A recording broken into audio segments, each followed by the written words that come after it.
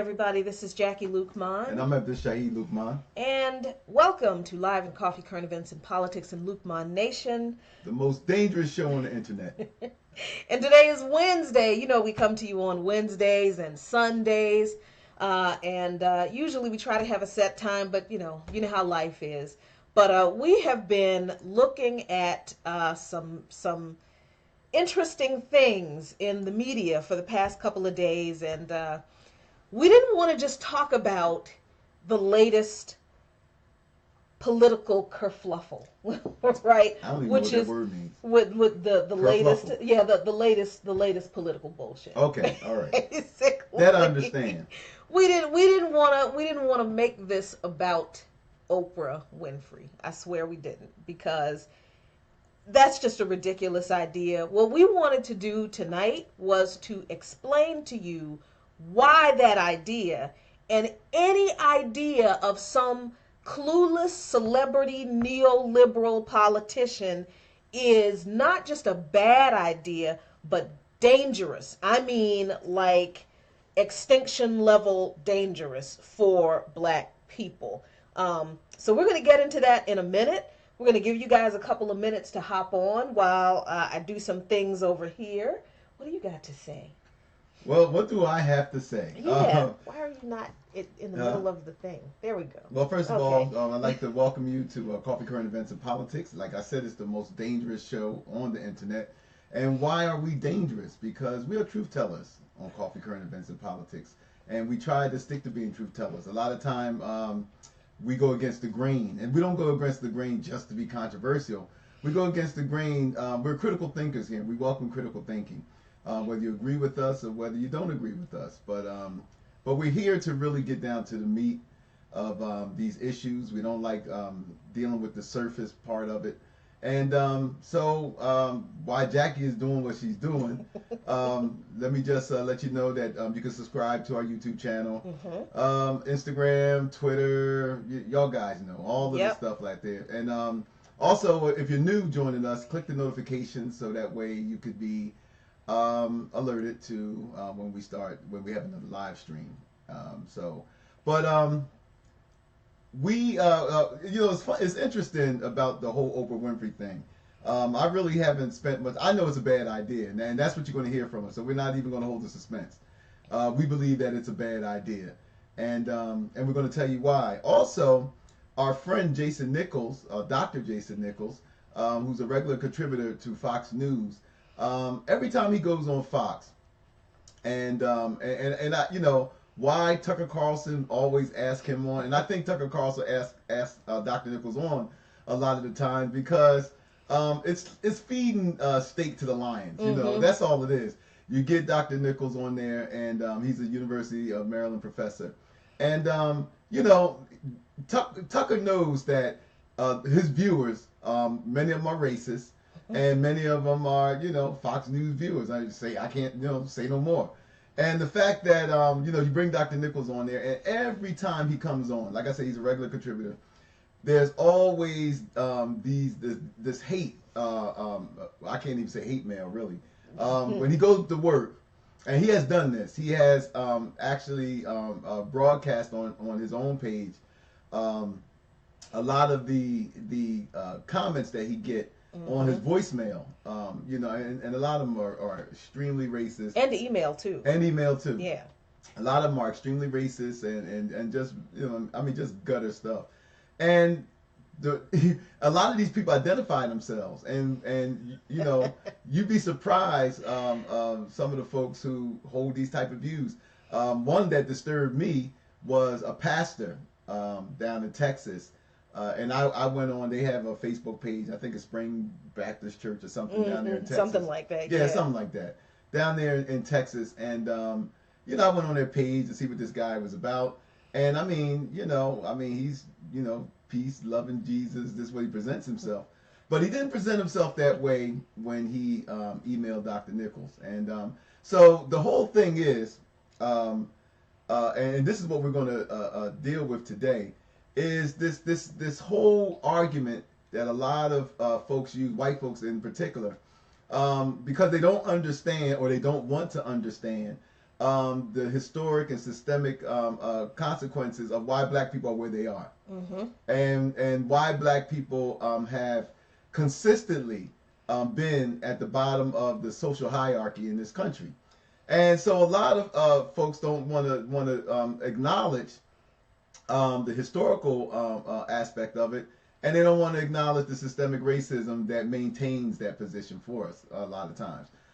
Yes, so let me just talk about this right here. Yes, some of us escape. Like in slavery, some of us escaped the plantation, but that doesn't mean that it was good for the rest of the slaves. That's a great point. You know what I'm saying? So yeah, Oprah escaped.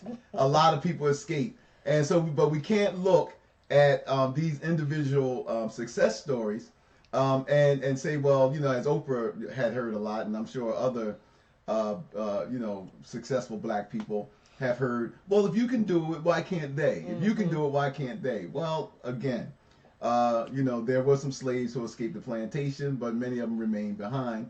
And so, there you go. We don't live in an equal society. We're victims of a racial caste system. And this is what Jackie and I constantly, and others, constantly try to remind people that, we're not here as black people at the bottom of everything. And if you don't believe me, you don't believe Jackie, look, this is the age of social media and the internet, information at our fingertips. I mean, all you have to do is look at people who research this stuff, Brookings and Pew and all these other well-known research organizations. Right. And you'll see right there that black people as a whole, we're at the bottom of everything in this country. I mean, we're at the bottom of everything. The only thing that we're really leading in is sports. We dominate the NFL and NBA and a lot of other stuff. But but the masses of black people, we're at the bottom of everything. So and that's not because we made, all of us made wrong choices. All of us didn't do the right thing, and or we don't work hard. These are the things that a lot of our detractors try to throw at us. And they say, oh, well, 72% out of wedlock birth rate. That's why y'all failing.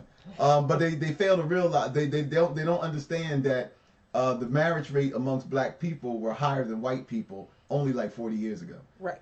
So black people were marrying at much higher rates than white people 40 years ago. They don't factor in mass incarceration. They don't factor in a lot of the other, again, like I said, systemic issues, which have basically reduced the population of black men, help white liberal policies, which cause welfare.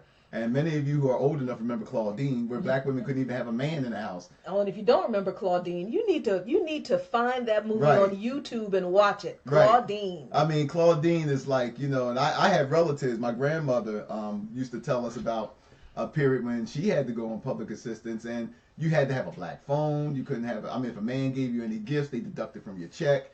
And all of this stuff was done by white liberals and this paternalistic attitude towards blacks. This parent-child, and that attitude still exists today among some circles. And it's not just conservative circles. A lot of it is in the white progressive circles too. So what happened is that, they don't factor in, and not that they don't factor in, some of them don't know, some of them don't want to know. And in this country, on average, we are pretty bad when it comes to history.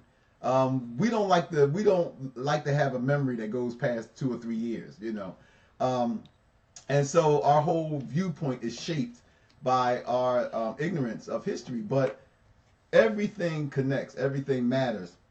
And when we talk about black people, no, it's not just the magical black fathers that have come out of the sky and and all of a sudden it's not the black fathers, it's not the strong black woman, it's not none of those things.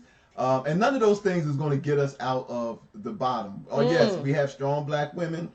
The CDC, because we did this show last week where we spoke about this myth of black men not being good fathers or not being involved in their children's lives, and this is the constant narrative that people who don't like black people or people who don't want to know the truth about why things are the way they are. They always point to the fact that, well, if you have more fathers in the home, or if black women stop having, stop being single mothers, and all this stuff been debunked. Mm-hmm. It's been disproven. But there's a historical, there's a history in this country of black people always being pathologized. And what I mean is that everything black people do is always worse. Right. Right. It's like everything we do is always a stamp of, well, it's like our bad is better than everybody else, or our mistakes are worse than everybody else, So we had the CDC. Before I toss it over to you, Jackie, Mm-hmm. the CDC, and we said this on our show. If you don't believe me and Jackie and nobody else with a black face, the CDC, the Center for Disease Control, who have a lot of educated white people working for them, they did the research. And they determined, and they don't have any interest in saying this. And let's make this clear. The CDC doesn't have a dog in this fight. The black community is not paying the CDC off No, to lie. because we don't have any money There as you a go. community. But Yep. the CDC doesn't have a dog in this fight. But yet, they had to tell the truth. They said that black men, listen now, and some of you black feminists out there who hate black men, yeah, I said it. Black men are more involved with their kids, according to the CDC, than even white and Hispanic men are, even when they're not in the home. So let me say this again, because see, I posted this around when the study first came out, and y'all did what y'all always do, you ignore it, and oh, look at that cat, ain't it cute? So but and I reposted it a few times because I wanted us to understand how we're being played. And not just us as black people, because a lot of black folks, a lot of us, because we believe a lot of the negative stuff about ourselves. So you'll hear a lot of black people who parrot the negativity that other folks say about us, and a lot of that is due to ignorance, not understanding why, not understanding this and that and the other. So we try to share this information. And what happens is that we find out that all of it is false. Mm-hmm. All of it is false. And so that's why we're here on Coffee, Current Events, and Politics to basically fight back against all of this. There's nothing. Let me get this one thing clear on this point. There is nothing wrong with black people. Say it again. Stop it. There is nothing wrong with black people. One more time. There is nothing wrong with black people, and we need to stop parroting the negative propaganda, because that's what it is, the negative propaganda against us.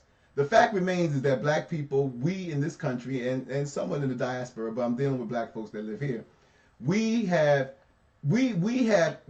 experienced a history in this country that no one else has. Mm-hmm. We have experienced trauma in this country that no one else has, and our trauma didn't end since the first time that the first Africans, enslaved Africans, prisoners of war, that's what they were brought to these shores. Our trauma has never stopped. There was no break. So you're talking about, every time you hear somebody always up, but say, for example, a 300-year war against black people that continues to this very day. Yes. Yes, things have gotten easier. But you know what I think about that when people say things have gotten easier? That's like a 400-pound man got his foot on my neck. I can't breathe. And he say, okay, let me just take a little pressure off, so at least you can breathe. But he never took his foot off my neck. Yeah, let me just lift my pinky toe. Yeah, let me just lift my pinky toe, and but still, I mean, he still got his foot on my neck, and I can breathe a little easier. But what I want is for him to get his foot off my neck. And so what happens is that every time we push back against this, all of a sudden it's we hear people say, well, that's just making excuses, or you're playing the victim race card. Well, I always say this, and I got this from Paul Mooney. Well, who the hell dealt it to us? Who else? So this is where we're at today.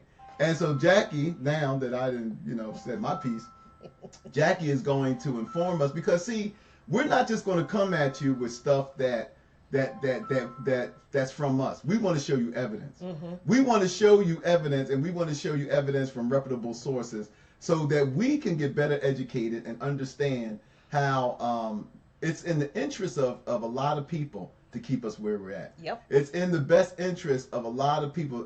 Agendas are being served to keep us where we are. Mm-hmm. And so when in any war, now listen to me now, in any war, propaganda is always a part of warfare. Yeah. In order for human beings to be cruel to other human beings, you have to dehumanize them. That's how a war is fought. Because it's not natural for human beings to just go around and just kill each other and be cruel. I mean, it's just not natural. But it becomes natural when you dehumanize the people that you're oppressing or that you're perpetrating aggression against. So we have been in a war, a 300-year war, and every time we make gains, our enemy. And let me be clear to this, so I don't get the racism card thrown at me. I'm not a racist. Reverse racism. I'm not a racist. But what I will say is that every time we try to our enemy, let me explain that.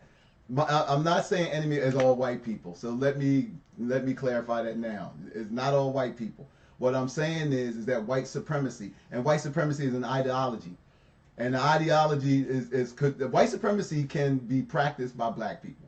It can be practiced by Hispanics or Chinese. It's an ideology that's based in the dehumanizing of people of color and the false upliftment of white people. And when I say false upliftment, a sense of self that is not even deserving, because none of us choose to be born. We don't choose to be black or white, and so the biggest injustice is to oppress people based upon stuff they had nothing to do with. That's white supremacy. Over to you, Jackie. So listen, this whole discussion that we are going to get into tonight, and I'm not going to talk to you about a whole bunch of history, because that's a whole nother set of shows, and that's not just one show, that's a whole nother set of shows.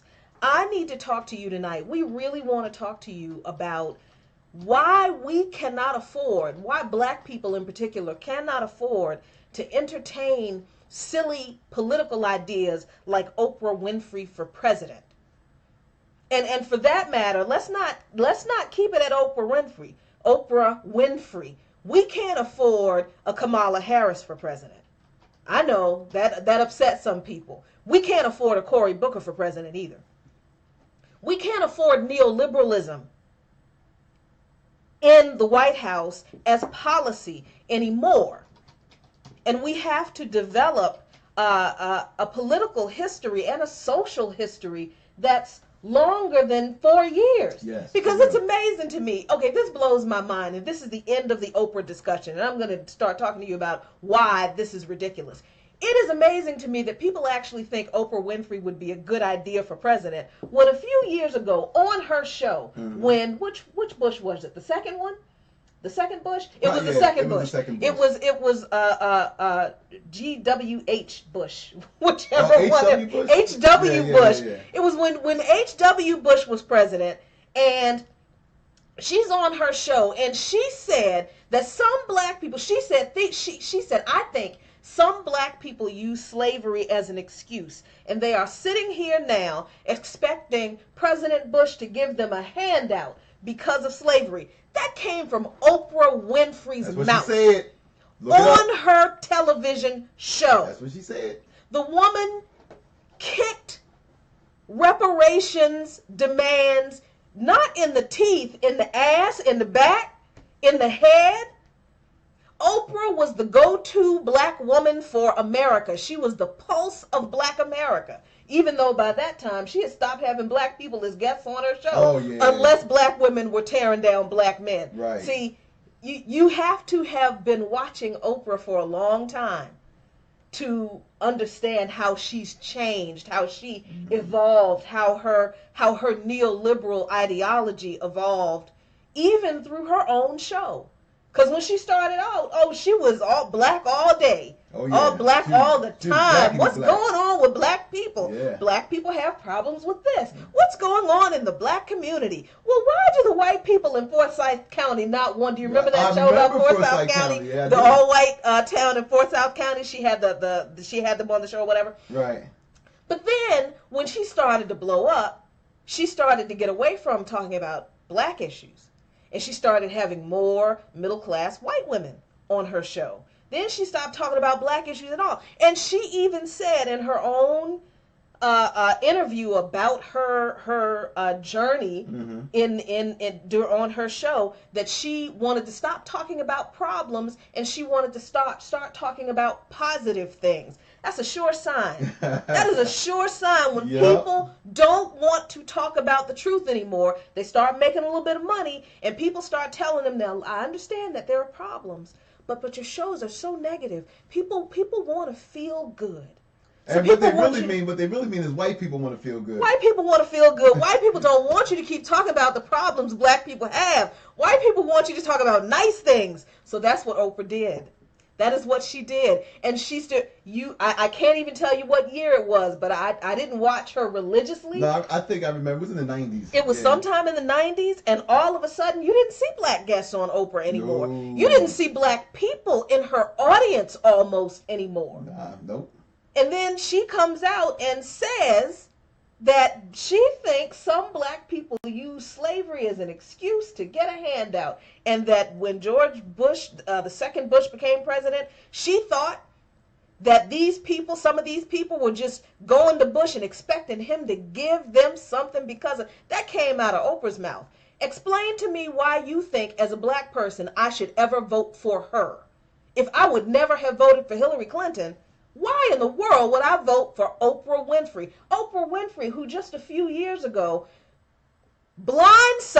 helped blindside the Newark community. Oh, yeah. With this $100 million swindle that Mark Zuckerberg, Cory Booker, and Chris Christie, that's right, Krispy Kreme Chris Christie, yep, cooked up to overhaul the Newark public schools.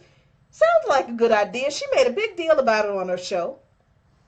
And it was all this hoopla. Woo, they're giving $100 million to Newark public schools. Woo! You know how she does. Mm-hmm. The problem was the residents of Newark, New Jersey, found out about the program at 4 o'clock on Oprah's show. Right.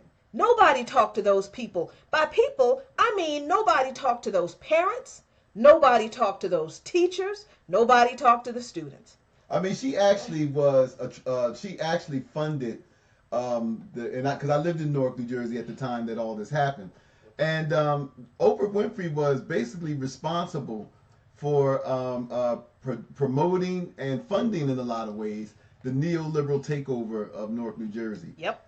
Which Cory Booker was the Trojan horse. Mm-hmm. Say what you want about. And when I was up there at the time, I used to go to a lot of the rallies, and a lot of the rallies, Newark politics are very passionate. Sharp James, was running. He was the incumbent mayor like 3 or 4 terms or something like that. Mm-hmm. And and Sharp remained pretty popular. Then you had this outsider, Cory Booker, who wasn't from Newark. He was from Bergen County, one of the richest county in the state. And I mean, not to hold that against him, but a lot of Newark residents was wondering, why you want to be mayor of Newark? You're not from here. You didn't live here. Why do you care? Why does Oprah Winfrey, who's based in Chicago, why does she care who is the mayor of Newark, New Jersey? And that's what poor folks was asking. Mm-hmm. But nobody listened to poor people. So what happened was, I used to go to a lot of those rallies, and I didn't really choose a side. I didn't work for anybody's campaign, but I did wind up, because I was a community leader in Newark at the time, I was asked to work on Cory Booker's transition team, which I did for a little bit. But prior to that, I used to go to some of these rallies, and I used to watch I used to look at the class divide between Cory Booker supporters and Sharp James supporters. Cory Booker supporters were more college educated, middle class black folks, more diverse. A lot of outside white money was coming into Newark to fund Cory Booker. Cory Booker was presenting himself as he's the man of the people. He was, grabbing flesh, kissing babies. He rented an apartment in South Ward, which is in a pretty rough neighborhood. And so what happened, and that was just to show that it was all symbolic, and he actually did live there. But what happened is that poor people, because nobody was listening to him, it got pretty out of hand. I don't want to spend too much time on this because the same thing happened in D.C.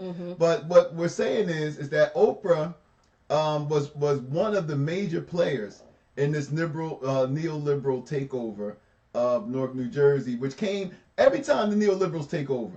Barack Obama was one too. The things that happen is they start to dismantle public education. Yep. Oprah was in favor of the private charter schools. She was in favor of just dismantling all of this stuff, and more, and they privatized a lot of these things, services and stuff. And then, and especially with black neoliberals, one of the major things, and you've seen this with Barack Obama, one of the major things that ties them together, and how I can always tell a black neoliberal, is because they always come with the respectability bull crap. Ooh. Especially with black people. Ooh. They it's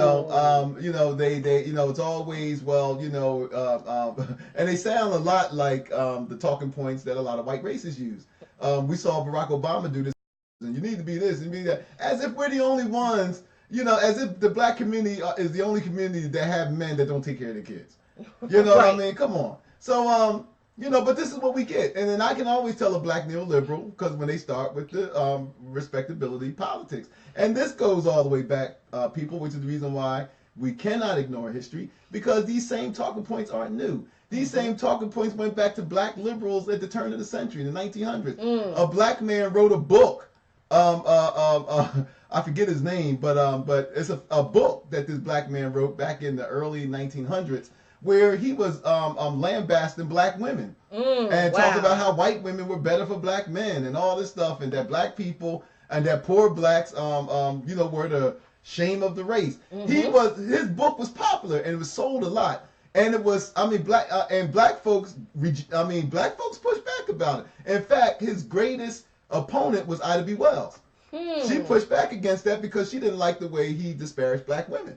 Wow. You know what I mean? So this kind of stuff isn't new. And so now here we are in 2018, and politicians, and black politicians in particular, are still pumping that nonsense to the black community. They don't talk to us about policy. You know why they don't talk to us about policy? Because they understand why we're where we are. Yep. They understand why we are in the situation that we are in, and there is no political will from black or white politicians, no matter what they say, to get us out of it, because they understand that in order for black people to get out of this rut that they put us in, I'm saying that they put us in, is that government has to fix it. And that's the thing. And they're constantly telling us, because they are the gatekeepers, and the gatekeepers came from the Civil Rights Act. All of this Congressional Black Caucus and all of these people and the Civil Rights era and all of this stuff, all of it came from when the Civil Rights Bill was passed and poor blacks got nothing. And a few crumbs went to middle-class black folks. And middle-class black folks then unhitched their wagon from the black masses and say, well, we got ours, y'all got to get yours. And so white supremacy put them in the position as the gatekeepers. And they've been acting as gatekeepers ever since when it comes to the black masses. Ooh. Man, I know that's going to upset some people, but that's the truth.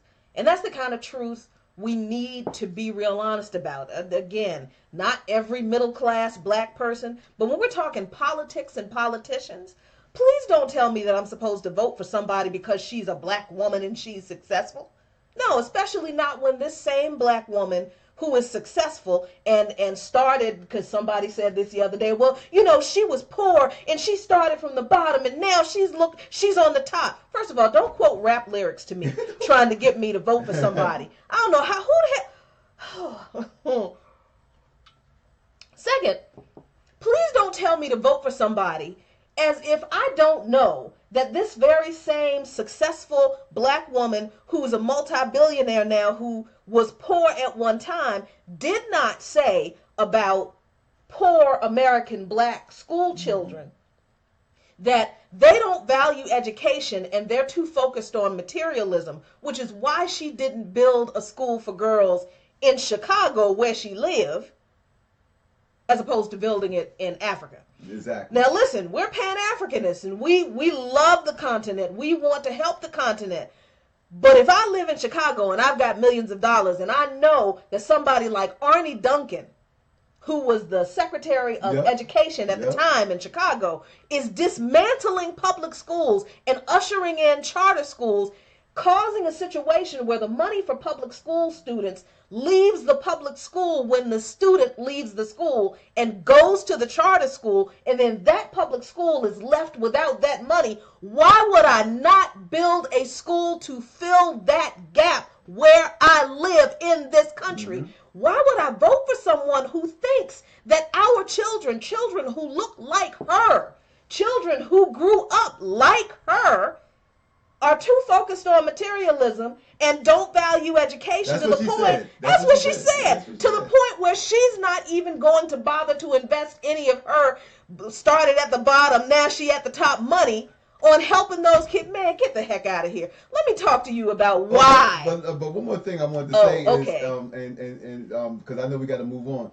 But one of the things that we have to understand in this country, that black people like Oprah, that when you're black and you get to the position that Oprah is in, it's because white folks chose you.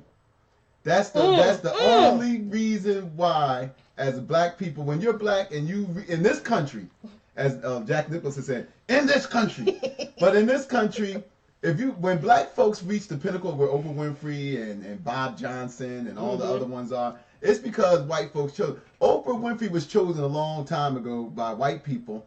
And it propelled her to where she had. Now, I'm not saying she didn't work hard. I'm not saying she's not talented. But what I'm saying is the fact, like Jackie said, when she started off and she was, building her brand or whatever, and she was on AM Chicago and all this stuff, she was dealing a lot with black themes and issues and stuff like that. The moment that, the committee came to her and said, Oprah, you're talented, you know how to talk to people and this and that, but you need to leave that black stuff alone because we're trying to build a more diverse audience and we're trying to expand, your audience and, if you really want the white dollars, you need to stop talking about so much black stuff. Now, this is how I'm saying it, but I'm sure it was put to her in a different way. But what happened is she changed, as Jackie said, and the Barack Obamas, the Oprah Winfreys, and all of the rest of them that get to that point, they're compromised. When they get in those positions and they're compromised. That's why it was so hard for Barack Obama to talk about racist president. That's why, because they're compromised. That's why Oprah Winfrey's not going to sit up here and talk about reparations and how the government needs to undo the damage that they've done to black folks. She's compromised. She knows that she will lose that rich white support, as Barack Obama too. That was all about, I'm for the party, I'm for the Democrat Party, and he's looking at who's going to be the next president. And what happens is that everybody in politics know you cannot be elected to the head office in this country if you speak too much about black people. You don't believe me? Go back up to Lyndon. Lyndon Johnson was the last president that did anything for black people, and that was in the 60s. Lyndon Johnson was the last president that signed major legislation to help black people, and that was the Civil Rights and Voting Rights Act. And after Lyndon Johnson, no president after him have done nothing significant for black people. Not even Bill Clinton. Not even the so-called first black president. Whew. So look. All of that is a precursor for helping you understand why what we are about to tell you is so important and why we can't entertain that type of silliness. Let me share my screen with you. Oh, good graphs! I love graphs. Stuff, because I don't want y'all thinking, I got some graphs, but I got some stuff too, because I don't want y'all thinking that Jackie just pulled this out of her behind one night, because I know some people be thinking, Jackie be coming up with some stuff. No, Jackie does not come up with this stuff. Jackie researches. Jackie reads when I am not on here and I'm not working and I'm not doing church stuff, like the 2 hours that I have left when we're not doing our thing. Jackie is researching, and this is one of the things I found. This is called Beyond Broke from Duke University, the Center for Global Policy Solutions. It was a study done in 2014. Why closing the racial wealth gap is a priority for national economic security. All these fancy lettered people with the letters PhDs behind their names, all these smart people in Duke University and all up in Chapel Hill. I'm just showing you all the people and all of their accolades. These are not just some, This ain't the mail final. order. This ain't the final call. This is Not I to know, disparage the final call. but I know people are like, oh, that's from such and such a publication. I'm not going to read it. No. These are people with actual titles that people just love and respect, and this is all the stuff they do. They're directors and presidents and CEOs, because I know that impresses people, because y'all listen to people like that. Y'all don't listen to people like us. So I'm going to scroll down to the executive summary, because the executive summary, and of course, as we always do in Luqman Nation, we share this knowledge with you. Yep, if you want it. If you want it, we're going to put the links up on the video when the video's done processing. We encourage you to read every word. Yes, they're long. They're longer than a tweet. But if you really want to know the truth, read it. But I'm just going to read you the some points from the executive summary. When it comes to the racial gap in liquid wealth, African Americans and Latinos are nearly penniless. This was in 2014. Wow. This is after Obama. This is during Obama. This was during Obama. Right. This was, right. Yeah. Second term. Mm-hmm. Liquid wealth, that is, those financial assets that can be quickly turned into cash. That is, if somebody in our family passed away and we needed to pay for their funeral, what liquid assets do we have that we could turn into cash right now to pay for that funeral? Right. If they didn't have life insurance. Most black folks don't, and most Latinos don't, because we can't afford it and we don't qualify for it. So, which is why you see a whole lot of people with GoFundMes to bury their people. Yep. Liquid wealth, that is those financial assets that can be quickly turned into cash, is largely non-existent within black and Latino households. We don't have no money. We don't have no money. No matter how much we try to front, but we ain't got no money. In fact, as of 2011, African Americans had a median liquid wealth of only $200 at any given time. In 2011, when they compiled the data for this study, the median African American family could get their hands on $200. Wow. That's it. I mean, all you got to do to know that that's true from real world experience is get locked up. That's why so many people are sitting in jail and not prison, right. Because they're in jail because they can't pay the bail to get out. They haven't been convicted of anything. They're just sitting in jail waiting for their trial because they can't pay the bail to get. Ooh. And their families can't even hustle up the money. Look, you get locked up as a poor black person, whether it's male or female, and you make that call and say, look, my bail is $10,000 bail. I need because the bails are high, $25,000, and I need 10% of that. And could you call around? I guarantee you, for most black families, in the hood, all that calling around, you're gonna get, oh man, I wish I could, bro. You can't come up with $2,500. And it's not that you don't want to help; it's the fact that as a community, like you just said, we just don't have that type of cash that we could put our hands on, and there's a reason why, and this is what we were trying to explain, that this is not because black folks made the wrong decisions or didn't do the right thing or had children out of wedlock, because she's going to cover that too. That's coming. And all this stuff. No, we're in this situation, man, because we haven't been, because they worked our ancestors for 200 and some years, didn't pay them, and then when we did try to save money, they took that. Do you know that most of the, and I'm sorry, Jack, if I just have to say that the railroads, most of the railroads in this country were financed by the Black Freedmen Bank that was set up for black slaves, former black slaves, when they started saving their money, and when and they saved millions of dollars, which was quite a feat. Black folks were the most what word am I looking for? Most skilled labor, because they had to be. They were slaves. They had to be skilled. So black folks did everything. So you're talking about a highly skilled population that was able to save up millions of dollars. Some white folks saw that, and who were put in charge of their bank, they didn't like it. They got too much money. And so what happened was they just stole the money, and they used that money to fund the railroads. That's what happened. So, So I mean, so what I'm saying is that there are reasons why, and you know we covered this on the show in the past. Mm-hmm. You want to look back at some earlier shows, and you'll see why. But there's a reason why, folks, that if Tommy, if Leon goes to jail and he ain't been convicted and he's just trying to get out of jail, there's a reason why we can't come up with that Yep. money. Oh, here's a good example that I know most people can relate to, Mm-hmm. even though it's you might not relate to this personally. And I'm not saying this doesn't happen to poor white people. Sure, it does. But Sandra Bland is dead, partially because her family is poor too. She She did. called her family while she was sitting in jail because she was locked up because of a damn traffic stop. Mm-hmm. Now, let me make this clear. The reason she was in jail was entirely the fault of that police officer. Plain and simple. There's no getting around it. But the reason she couldn't get out because she couldn't post bail.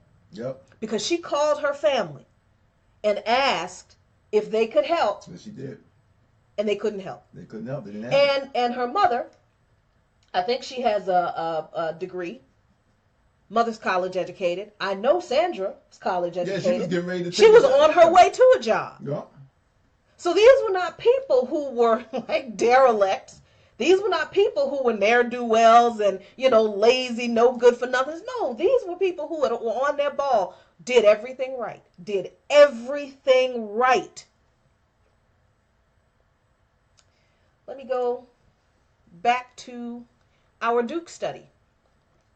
African Americans had a median liquid wealth of only $200 compared to $23,000 held by whites and $19,500 held by Asians. Now here's another little aside. If all things were equal, here is how I know that the inequality in the system is racial and not always just class. Not on merit. And not on merit. Mm-hmm. Asians have a smaller population than black people. Yeah. Right? There are fewer Asians in this country than black people. Mm-hmm. Asians did not endure the same kind of oppression we did. Asians didn't go through 258 years of enslavement. Asians did go through, especially Japanese Americans and Chinese Americans, did go through some horrific oppression. But they did not go through the 2.5 centuries of enslavement, 90 years of Jim Crow, 100+ years of de facto or de jure discrimination and separate but equal, and continued disenfranchisement and discrimination in this country. Mm-hmm. So Asians can, as a minority group, as few of them as they are, they can have access to financial opportunity that is denied to us, even though we've been here longer, right? Even though there are more of us, even though we are educated too, despite what people think. We have college degrees too. Well, black women are most educated in this country. But so, Asians, Asians have a very small minority group, have almost as much liquid wealth as white people. However, Latinos and blacks have the least. Mm-hmm. All right. Let's see. The vast majority of African Americans and Latinos are liquid asset poor. Over 2/3 of African Americans, 67%, could be considered liquid asset poor, as are nearly 3/4 of Latinos, 71%, meaning that their financial assets, including retirement accounts, are insufficient to survive. However, only about 1/3 of whites are liquid asset poor, including retirement accounts. So whenever we say, look, there are more poor black people than, and poor Latinos, we know that there are some poor white people. Listen, the data bears out that there really are just not as many poor white people. Not saying that there are no poor white people. We're talking about systemic disenfranchisement and denial of equal opportunity. That does not happen to white people on a scale that it happens to black people and Latinos. It doesn't happen to Asians. And you the know, data proves that. and even Yvette Carnell, she brings up a good point too. That even poor whites have social capital Right. that black folks don't have. I mean, we can't even get black folks to help us get a job. Oh my God. I mean, that's another thing though. So let's see. Well, this is what I want to do. While all racial and ethnic groups lost home equity as a result of the Great Recession, we talked about this a couple of weeks ago, people of color suffered significantly more losses than whites. Between 2005 and 2011, the age of Obama, 2008, and right? Between 2005 and 2011, median home equity declined by more than a third for all racial ethnic groups. Whites lost 32% of the equity in their homes, African Americans lost more than a third, and Asians lost nearly half of their equity. Latinos were most profoundly impacted, losing over half of their homes' value. But here's where it gets really interesting, and and I got to stop here because with the housing and equity stuff, because you can really get down in the weeds with this, and I don't want to spend a whole lot of time on this. Right. But race, ethnicity, and place are closely linked to the effects of the housing crisis. Arizona, California, Florida, Michigan, and Nevada were the 5 states hardest hit by the housing crisis. More than 40% of Asian and Hispanic homeowners lived in one of these 5 crisis states. In contrast, only 1 in 5 white homeowners, 20%, lived in crisis states, as was the case for just 18% of African American homeowners. That's very interesting in the conversation about politics and the kind of politics we need, the kind of politicians we need to focus on. But you're right, politics too. Because, see, politics is, it's personal. Politics are personal. Definitely politics personal. Are regional. Politics are local. So when you have politicians who understand the demographics of their constituency, they know this is going on. Ladies and gentlemen, your politicians, those people 10 miles away from where we live right now, those representatives from these 5 crisis states, they knew what was going on. That's why I can't take Kamala Harris. Right. Because right. I know, and I don't even live in California, but I know that she let Steve Mnuchin off the hook when she was the Attorney General in California. And the people of California know it too. So I don't care that she is a woman of color, and I don't care that she's black or whatever it is you want to call her. I don't care that she's a woman, and I don't care that she's sort of progressive. I know that she knew what was going on in the state, which was a crisis state. I know that she knew that Steve Mnuchin and his financial institution was ripping off and discriminating against the citizens of California, and she let him off. Yep. Why would I vote for her? If she would do that to my brown brothers and sisters in California, what makes me think she would do anything for me? All right, let me go to some more stats. Let me see, what else do I have? Oh, my favorite, wage income inequality. Let me see, let me make sure I get the right one here. So let me just give you some statistics. The wage or income inequality gap is larger today than it was 35 years ago. So I think somebody commented earlier, but we've made progress. How? If the income gap, when you were talking earlier about, how the oppression that we've endured, and somebody said, but we've made progress, and people always say that. But it's not as bad as it used to be.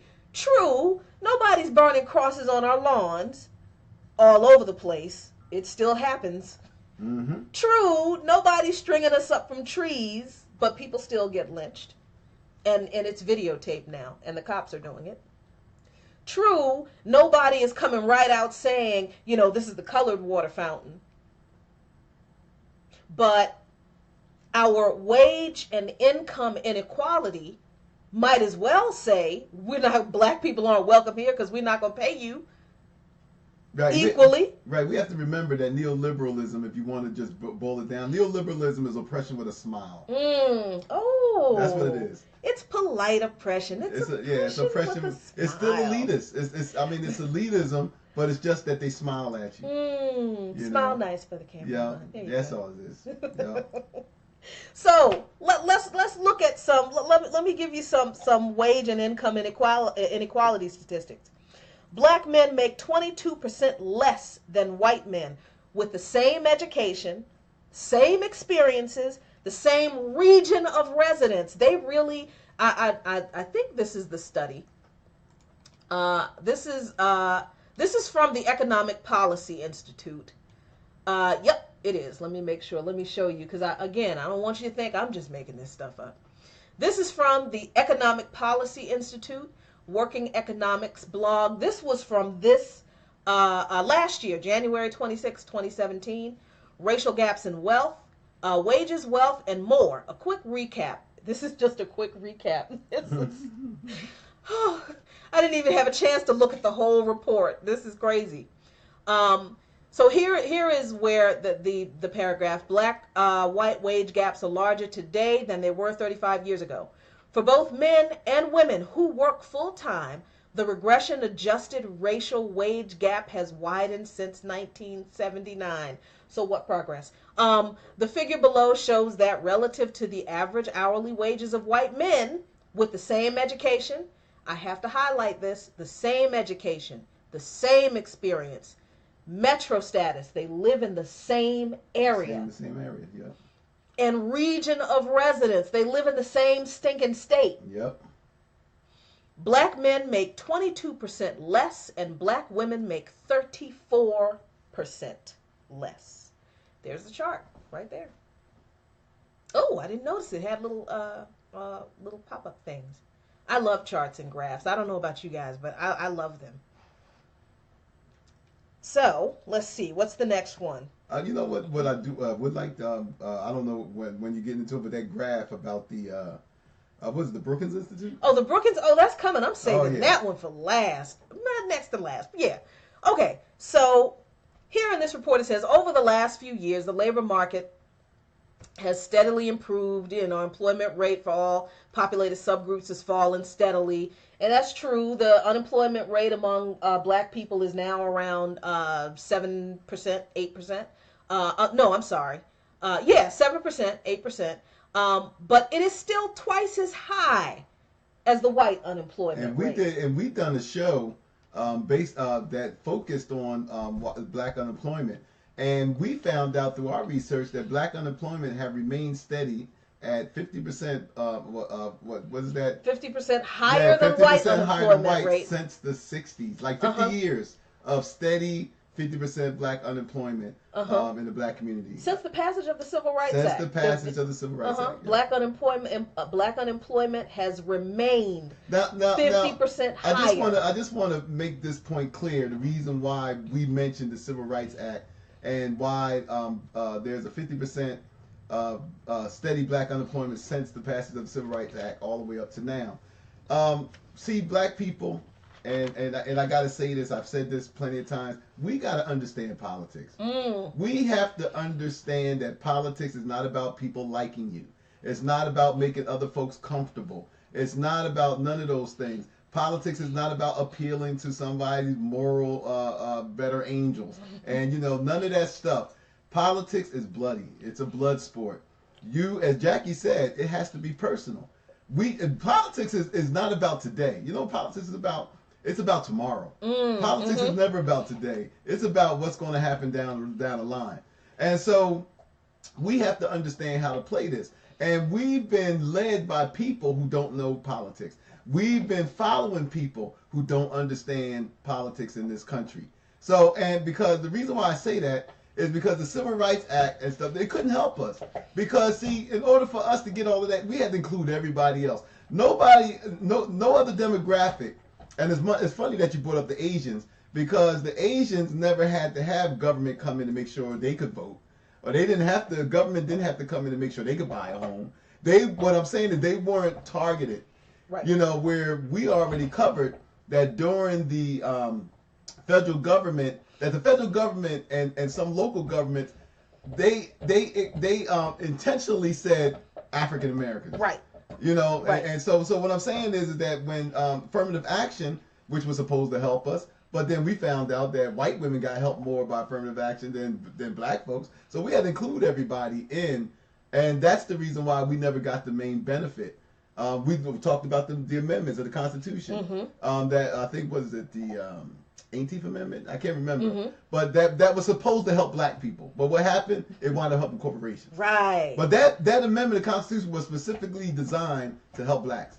But then the corporations took it. So, you know, what I'm saying is that we have to understand politics. And that's why on this show we constantly say, and a lot of people don't like when I use that phrase. They don't like when I say, because somebody on posted about the black mayor in San Francisco, female mayor, and they was like, ooh, you know, we got a black woman finally as mayor of San Francisco. So I commented and say, well, you know, we got to get past this symbolism. We got to get past the first black this, the first black. What are they going to do to help black people? That's what, as black people, that's all we want to know. I don't care if you're white, black. If you want our vote, then it shouldn't be, oh wow, ain't that good, a sister running for mayor? No, what is that sister going to do for black people? Right. Because it doesn't matter what she looked like. Yeah, if she's still going to carry on the same policies that keeping us at the bottom, then who cares what she looks like? And we said on this show that we have to take on the understanding that just because their skin is, what's that? Just all skin folk and kin folk. Yeah, you know, and just because there's tan in their skin doesn't necessarily mean they'll let us in. You know what I mean? So when we start to understand politics, and start to understand that we have just as right, even more right than other demographics that came after us.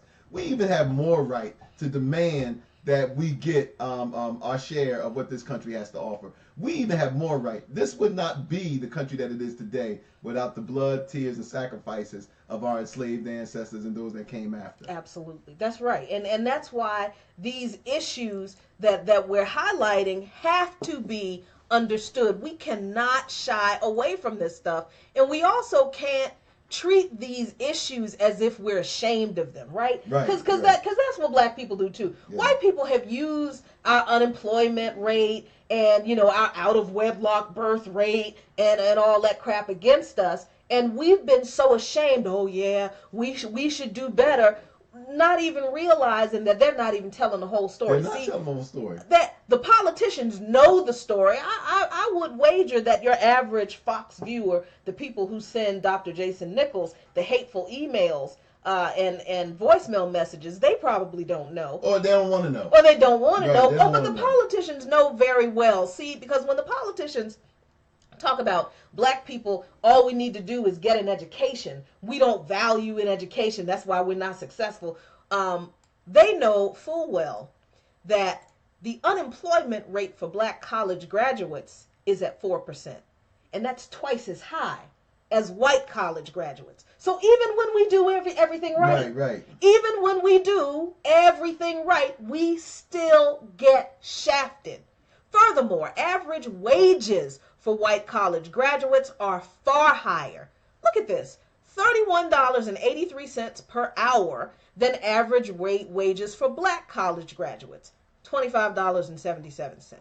Now, at this point, this is the point at which some smarty pants white person and a few smarty pants black people will say that, you know, well, you need to go to the right college, or, you know, you need a STEM degree, and do you know what that is? You know what that is, y'all? That's moving the goalposts. That's exactly what that is. Every time we achieve whatever milestone they tell us we have to achieve to be successful, and we still come up short, they have to come up with another reason for why we came up short. They can't just admit, you're right, we rigged the system against you. We don't intend to treat you equally. We don't care about your accomplishments. We really are going to keep you on the bottom. We don't care what you do. So instead of just admitting, yes, the system is rigged and we need to fix it. And we're rigging it because we're looking after our children. Right. That's the thing. Because politics is about what's happening down the future. Yep. When you got a group of people that want to remain and stay in power, then they do everything they can when they're in power to make sure that they stay in power. Yep. And then power doesn't mean just running the government. Empowerment means that white supremacy and the white supremacist ideology and those things that's connected to that has to always remain in place. The country was founded on white supremacy, as most of you know. And so that has never, I mean, and we talked about this, Jack, on the show, that all you got to do is look at the language of some of the documents, whether it's the Constitution or the Declaration of Independence. Just look at the language for us and our posterity. For ourselves and our posterity. Yep. You know, so they understood early on, the founding fathers of this country understood early on, they were building the country for their folks and their descendants. It wasn't meant for us. That's why you had to get amendments, and that's why they had to add shit to the Constitution, right? Because it wasn't meant for us. And we got to stop understanding that doesn't mean that we should feel any less American. What we're saying is the fact that my Americanness has to be of some value. Yep. And we have my citizenship. Thank you. And it is not a conversation we should shrink away from because someone tries to make us feel ashamed because of a few people who they deem are irresponsible, unsuccessful, or whatever they and the reason we're not. No, we need to become educated on what's really going on with us, where we really are in this country, and to our brothers and sisters out there, to our black brothers and sisters out there, y'all, please stop pretending you ain't poor. Oh my God! I mean, good Lord, this shame of poverty is going to kill us. It really is. I don't know what's going to kill us first: celebrity, personality, politicians who aren't going to do squat for us, or us being so ashamed that, hey, we're broke. I mean, it's bad when you hear black folks in Aldi's. We shop at Aldi's, and we're proud to shop at Aldi's. But it's a shame when we're at Aldi's and you got black people talk. What was one black shopper was saying to a friend of hers, oh, you buy all your stuff at Aldi's? And I'm looking at Jackie like, please, you know what I mean? You here too? We stop fronting. You know what I mean?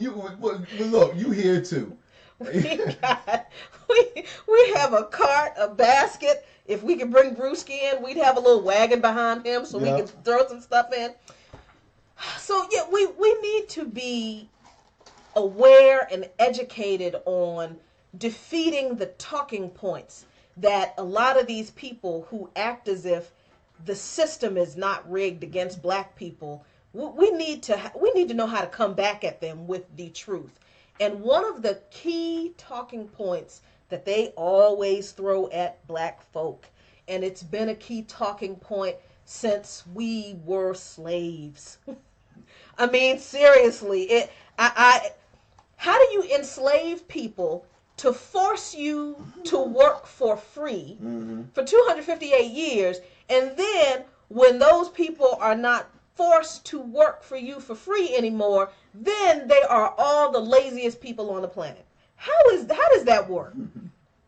So there's always been this narrative that white supremacy has had to maintain to shame its targets, us, the people they want to keep on the bottom, so that we can never fight back against their BS lies. Oh, we're lazy. We're amoral. We keep having children out of wedlock. We don't value education. Remember now, propaganda. It's a tactical war. It's a tactic of war. It is propaganda. It is how they are able to make entire groups of people be okay with passing legislation that continues to disenfranchise and oppress another entire group of people. People believe that black people are immoral. People believe, including black people, some black people. People believe that black people have that fatherlessness is the reason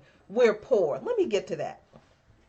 So I have this whole section on individual responsibility and fatherlessness, and this is going to be the end of this show. And we're gonna revisit this again, I'm sure, because there's so much more to talk about. But I really want to talk about this whole fatherlessness business, because one of the things one of the things that I noticed and we're going to have Dr. Nichols on the show soon again too, so he can talk about these things. But one of the things I noticed from the emails and the voicemails that he gets from the Fox viewers, whenever he goes on Tucker Carlson's show, is that they all say, almost all of them say two things about black people: that we're lazy, we don't want to work, and that our problem is that we don't have fathers in the home. Fatherlessness, immoral, is immorality, yeah, and we're amoral. Yeah, amoral, yeah. And we're amoral. So I think it's, since white people are obsessed with our fathers, I figured I'd take a look at, why, what the big deal is, this whole fatherlessness thing. Let me find this article. Okay. So white people believe that this is the formula that we have been told is the formula for escaping poverty. The pathway to success. The pathway to success. This formula is the pathway to success in America, right? This is from Newsweek, as you can see. This is from an article from 2015. Why are black Americans at greater risk of being poor? From Newsweek magazine. And the statistics are from a study by the Brookings Institution. Now, this is the formula for the pathway to success in America. This is what conservatives swear that if we all just do, we will all escape poverty, we will be successful, and would be solidly in the middle class, would be considered successful in America. Graduate high school, maintain a full-time job, or have a partner who does, and have children while married, and after age 21, should they choose to become parents, right? Okay. While white Americans are significantly more likely to demonstrate all three norms than black Americans, about 65%, compared to 45%. Rates of high school completion are similar, but whites are significantly more likely to have a full-time job and to delayed childbearing than blacks. Now we want to be fair, right? We don't want to, we don't want to just, be biased completely. Yeah. We want to be fair. Yeah, we don't want to be propagandists. Yeah, we don't want to do propaganda. So, okay. So whites and blacks pretty much graduate high school at same rates, which destroys one myth right there about black kids don't graduate high school. Yep. All right then. So young or out of wedlock childbirth. Now it's true. It is true that black girls do have more children get pregnant before they're married more than it's like at a higher rate than it's actually not. It's like 68. Oh, really? So they even lied to us about that. And that's not even teenagers. Okay, a little aside. Here, let me go. Okay, let me explain to you that 72% business. That 68% of out of wedlock births includes all black women of all ages. Oh, wow. That's not all teenage black girls. We're talking about when they say 68% of black children are born to out of wedlock mothers. Right. They don't mean 68% of like 15-year-old black girls in the hood. No, a lot of those women, most of those children are born to middle-aged black women with jobs and degrees who have chosen to have. But did they make a movie? Diane Keaton played in that movie where she decided that she wanted to have a child without a husband, and that was, and the feminists praised that. Yes, they praised it. it. Remember Murphy Brown? Murphy Brown. Yeah. Remember Murphy Brown? The whole controversy about Murphy Brown. Murphy Brown. It was a television show from the 90s. What's her name? Bergen. Candace Bergen. I loved Murphy Brown. I did like that show.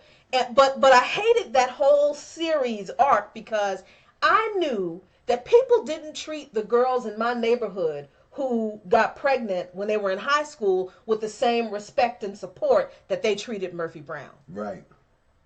Even though Dan Quayle and the conservatives came out and, did their whole spiel about, you need to have a father, blah, blah, blah, and all this kind of stuff.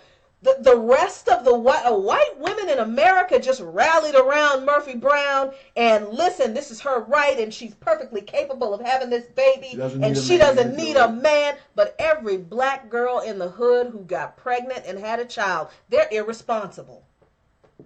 So even given the high out of wedlock birth, and that is an old ass phrase that needs to die, out of wedlock, because marriage trends are changing and not everyone who is a couple are married. Not everybody wants to get married. That doesn't mean that there is no male figure in that child's life helping that mother raise that child. So we believe that out of wedlock business that needs to go away. But even if we have, let's say the number is 72%, since people just love keeping to say it. So what? And okay, let me get back to the stats. Okay, so yeah, a young or out of wedlock childbirth twice as high for blacks as whites. No full-time worker in the family, twice as high for blacks as is whites. Now look again, high school graduation rates pretty similar. This can also be explained when you look at the unemployment rate. Right, 50%. Because when you know that in America, a white person with no high school diploma is more likely to get called back for a job than a black person with a high school diploma and without a criminal record. Right. Of course you're going to have more black people who are unemployed. Okay, so we got that now. So let's just say that the young or out of wedlock childbirth is an issue, and it could be a roadblock to getting out of poverty. All right, let's just admit that could be true. Okay. All right. If things were equal, white girls who have children out of young or out of wedlock would be just as poor as black girls. That's true. If all things were equal. If all things were equal. Right? Yep. Problem is, all things are not equal. Among those who follow all three norms,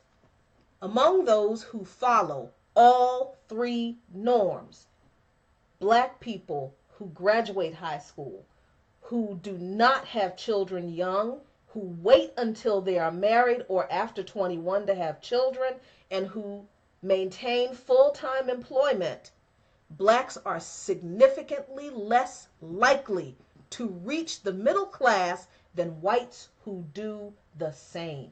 So you mean it's not based, you mean that success in this country isn't based on pulling yourself up from your bootstraps? There's no pulling yourself up by your bootstraps. Because we don't have no bootstraps. That's why. About 73% of whites who follow all three norms find themselves with income above 300% of the federal poverty line for their family size, while only 59% of blacks who adhere to all three norms fare equally well. If all things were equal and everybody, white and black, are following all three norms, why are black people not achieving the same level of success as white people? Why are as many black people who follow all three norms not achieving the same level of success? And you know what? And I like that you're based. I like this information that you're putting up, because this isn't just for white folks. I'm sick and tired of hearing black people constantly saying, well, we need to stop having so many babies. We need to start getting married. There was a big issue that was made on a news talk program not too long ago. And they were talking about, they had all these successful black women. And they were like, and I hate these type of segments. I understand them, but I can't stand these segments because they don't really put things in context. They said, oh, why is it that all of these wonderful black women aren't getting married? And they presented it like black men don't want them. That's right, the way they were presenting it. Like, why is it that, she has her own home and she has this and she has that and she has money and this. Why is she single? Why are black women, and it really bothered me that they focus on as if they care, as if they care if black women get husbands. But the thing of it is, they don't put these things in context. They don't talk about the war against black boys and men. Mm-hmm. They don't talk about the large percentage of black men who lost their lives in Vietnam, which reduced the black male population during the 60s and the 70s. Right. How black men were overrepresented demographically in the Vietnam War. I think it was one historian that I was looking at, black historian, who made a good point and said that the Vietnam War was like the starting point for a lot of the issues. Not that it was the only issue, but the Vietnam War was a starting issue for a lot of things that happened in the black community. The Vietnam War brought a lot of veterans home who were drug addicted. Mm-hmm.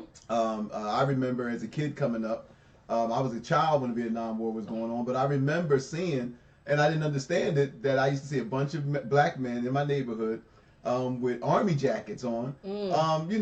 That just seemed either they were drunk or high, whatever. I didn't know, I was a kid. Mm-hmm. But I remember my mother telling me, "Oh, don't go near that guy," or "Don't do this and don't do that." But it was a lot of them, and so they don't put in context, like I said in the early show, mass incarceration, Mm-hmm. the war on black men and black boys, which often is never talked about as much, which is not talked about as often. Mm-hmm. That's why I like Dr. Tommy Curry, who is an advocate for keeping that discussion going. And he gets a lot of feedback because nobody wants to hear about what happened to black men. Nobody wants to hear about it. Not very few people want to hear about it. Yeah. And so, but the fact remains is they don't, you can't do a story on why black women aren't getting married and not look at everything else that contributes to that. Exactly. That's my point. Exactly.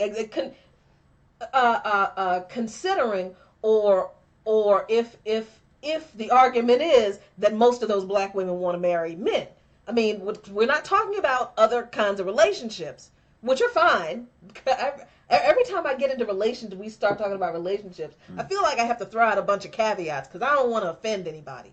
But we can't have these discussions about black people, black families, black children, black women, black men in their individual little silos. It doesn't work that way with us.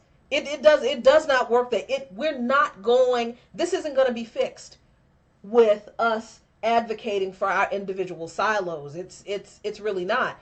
But it's also not going to be fixed with us not knowing actual facts and data so that we can understand we don't have time to take these ridiculous ideas about supporting the next flashy, shiny, new neoliberal celebrity popularity, popular candidate, the next new black thing, the next new woman thing. We don't have time.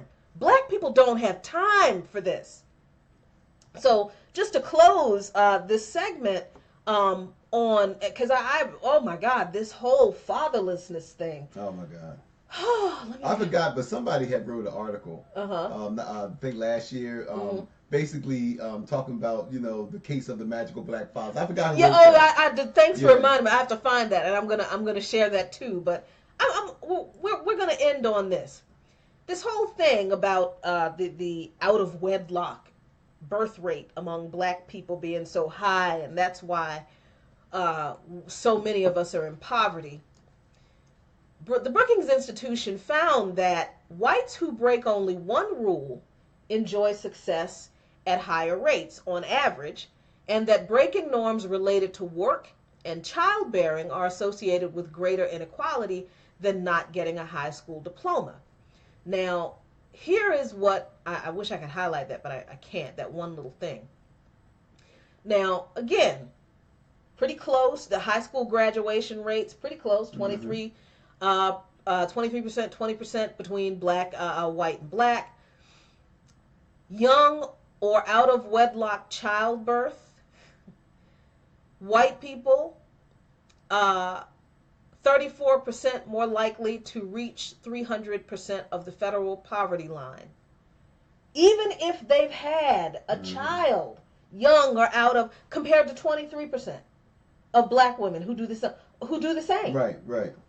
If all things were equal, why are those numbers? You know why? Because there's been so much focus on demonizing black women for having babies young. That's true. That's why. That's true. That's why. Yep. That is why when a white girl has a child out of wedlock, her parents, who, remember, already have more liquid assets than the black child's parent probably has, even if that black child's parent is so-called middle class, they're still more broke. They still have less money than your average middle-class white family. So that middle-class white family is in a better financial position to still help their wayward, out-of-wedlock baby-having child get ahead in life, their child and the baby, than the black parent is able to.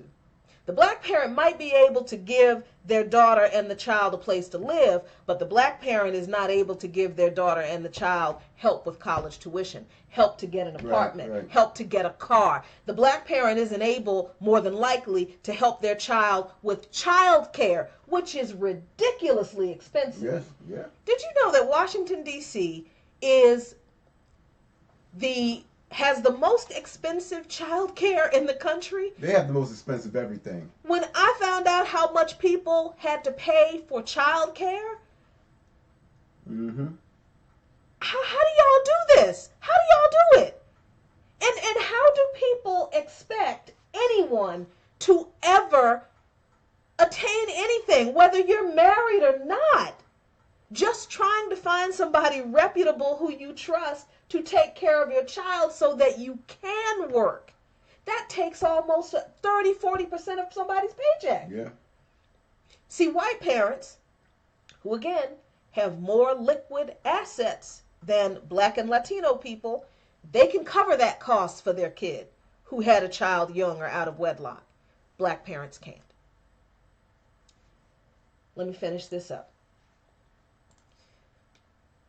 So, this is a very interesting thing, extremely interesting thing that the Brookings Institution did with this study. They looked at the same data in different cities. So this was their conclusion. The data presented so far are national. But of course, there could be significant variation between different areas, especially cities. In Baltimore, blacks who follow the norms are much less likely to get ahead than whites. Blacks who do everything right are much less likely to get ahead. That pattern holds up across very different cities like Denver, New York, Minneapolis. And I just want to add that with the Baltimore thing, that's even with having black people run the city. Come on now. You know what I'm saying? So even with black folks running, see, y'all get mad at me when I talk about Obama. Yeah, y'all Negroes get mad at me. They get mad at me when I talk about Obama. You know, oh, well, you know, he couldn't do this and he couldn't do that. Well, then he shouldn't have ran for president. Because, I mean, you know, look, I don't want to hear about what somebody can't do. Or, well, you know, oh, well, you know, the Republicans wouldn't let it. Well, he shouldn't have ran for president. You know, he was a senator. He understands the game. He understood, you know, he was there. But that's the reason why, folks, we can't get caught up in this, like Jackie said, celebrity. And we can't get caught up with black politicians coming to us as the masses and saying you should vote for me because I'm black. You know what I mean? Because, or vote for me because I'm a woman. Or vote for me because I'm a black woman. No, the fact remains is that Baltimore has been ran by black folks except for that one aberration, which was Kurt Schmoke. No, not Kurt. No, no, that's right. Yeah, the white guy. Oh, why can't I remember his name right now? O'Malley. Oh, that's right. Right. So besides O'Malley, go back 30 years, black people running, and even in the O'Malley administration, you still had majority black.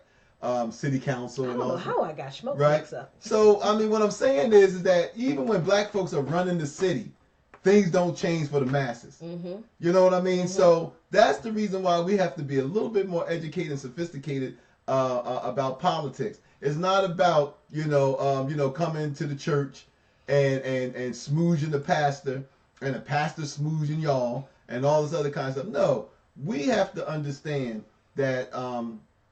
If we're not getting anything to help us out in that, all this information y'all heard tonight, understand is that the conclusion that intelligent people should come to is that, wow, how can a group of people do that to themselves? You see what I'm saying? How can a group of people do that to themselves? For 400 years. Yeah, do that to themselves. You know what I mean? It's like, come on, y'all. So we're saying that Oprah's not going to fix this. Oprah, if she does run, and I don't have anything personal against Oprah. What I'm saying is she should stay out of politics because as the show is, we don't have time. We went through 8 years of Obama and saw the greatest transference of wealth from the bottom to the top under his watch. Yep.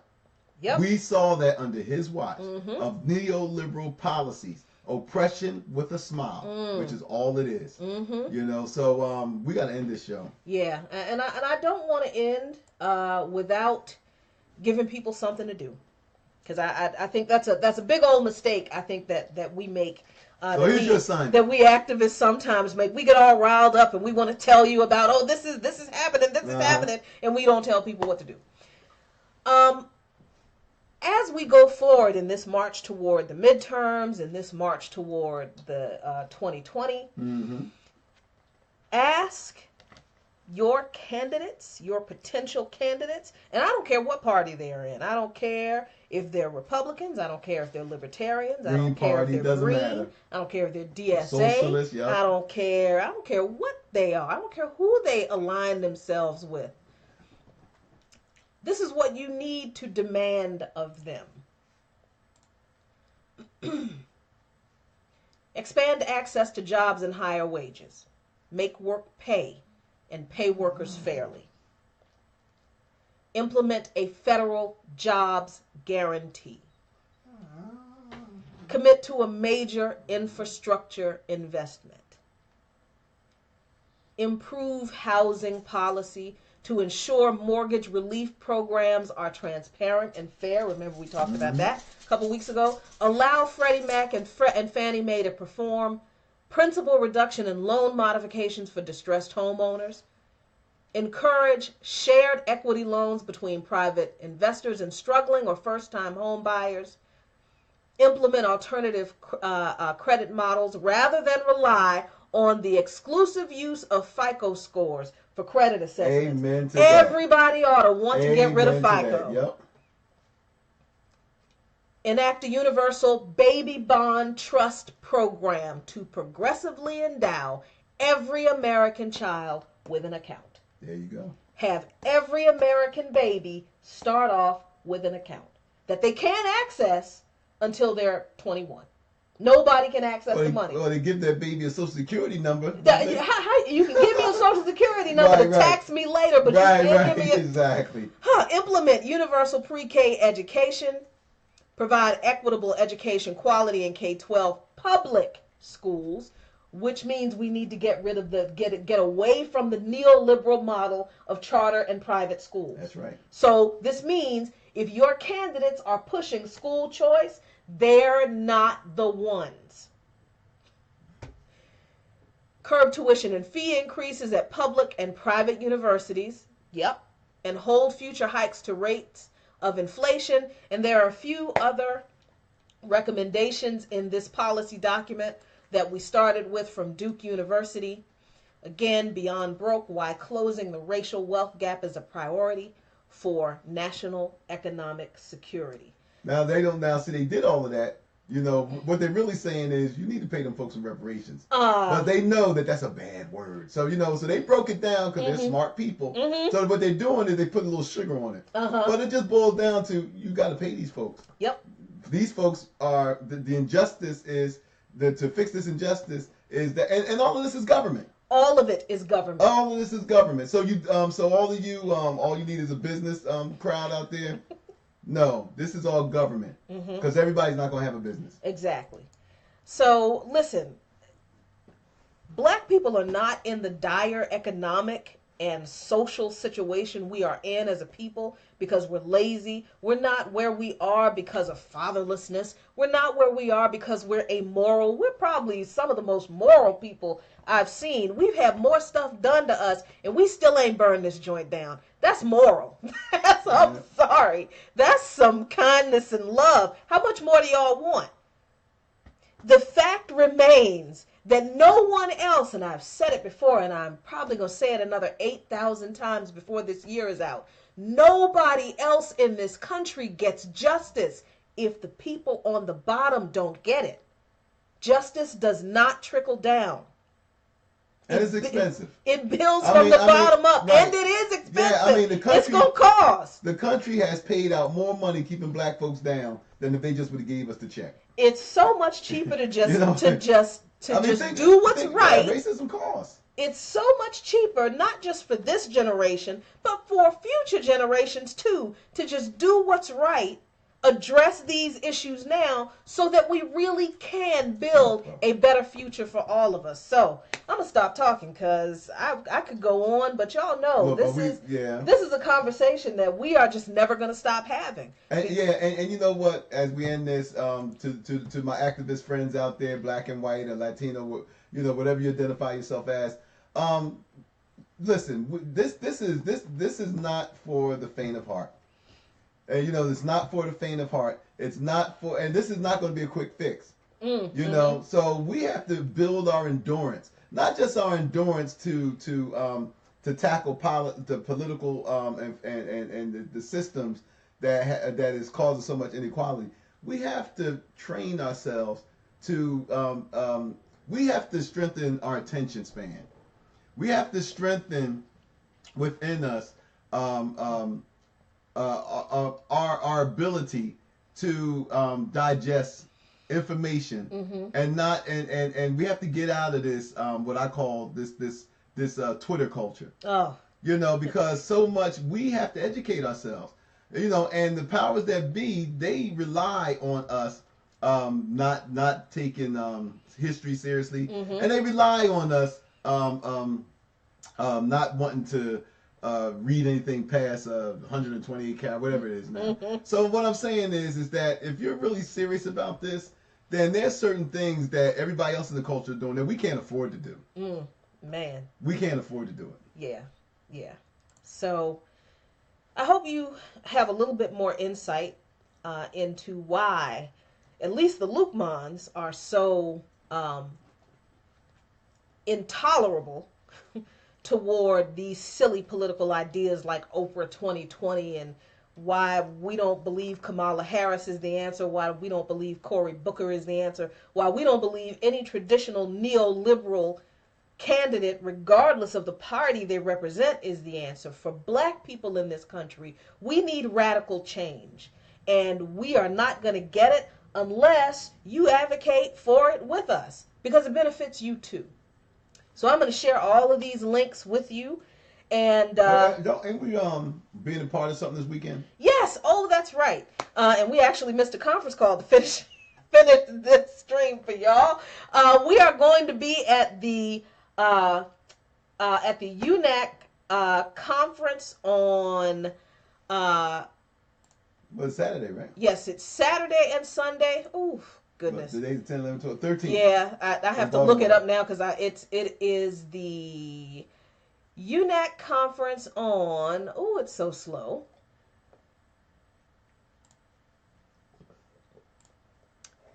The UNAC anti-war conference on stopping the proliferation of foreign bases. We will be attending, I think, Friday night and Saturday. This is in with the Virginia Defenders. With the Virginia Defenders. We are a member of. I think Phil Waledo is one of the. Is he on the conference? I think Phil Waledo is on the panel, and I think also Ajamu Baraka is on the panel. Right. So we're going to try to get you a chat with those two guys, a couple of friends of ours.